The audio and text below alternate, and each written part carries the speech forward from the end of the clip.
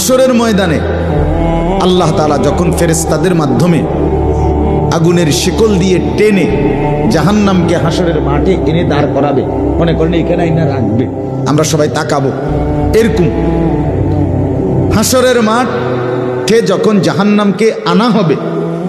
এই জাহান্নামের দিকে এক নজর তাকাইয়া হাসরের ময়দানের সমস্ত নাফরমান পাপী বেঈমান আবারও বলবে আল্লাহর কাছে, রব্বানা আখিরনা ইলা আজালিন করিব, আল্লাহ একটু সময়ের জন্য দুনিয়াটা আবার ফেরত দেন, হায়াত আবার ফেরত, সময়গুলো আরেকবার দেন, আরেকটু সময় দেন, নজিব দাওয়াতাক,